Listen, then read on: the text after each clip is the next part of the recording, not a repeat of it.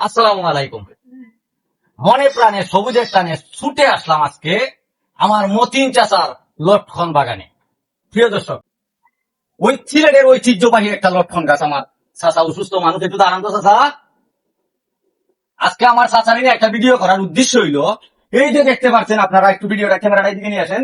এই যে দেখেন, প্রাচীনকালে একটা লটকনের গাছ।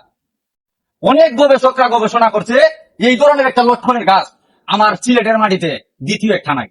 প্রিয় দর্শক, এই ঐতিহ্যবাহী লটকন গাছের অনেক গুণাগুণ অনেক রকম ভাবে মানুষে গবেষণা করে রিসার্চ করছে। আজকে আমি এই লটকন গাছটি আপনাদের সামনে তুলে ধরার একমাত্র কারণ হইল, গাছ থেকে আমরা সায়ন সংগ্রহ করি, সেই বিষয়টা তুলে ধরা একমাত্র। এই যে দেখেন, আমার হাতে কিছু সায়ন দেখছেন, আমি এখান থেকে সায়ন তুলতেছি, গ্রাফটিংয়ের জন্য প্রস্তুতি নিতেছি।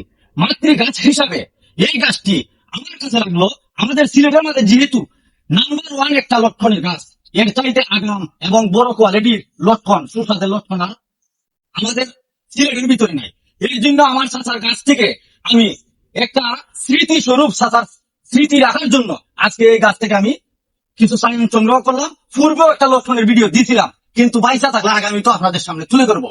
প্রিয় দর্শক, শুধু আমরা চেষ্টা করি ভালো মানের একটা জাত বংশ বিস্তার করার জন্য।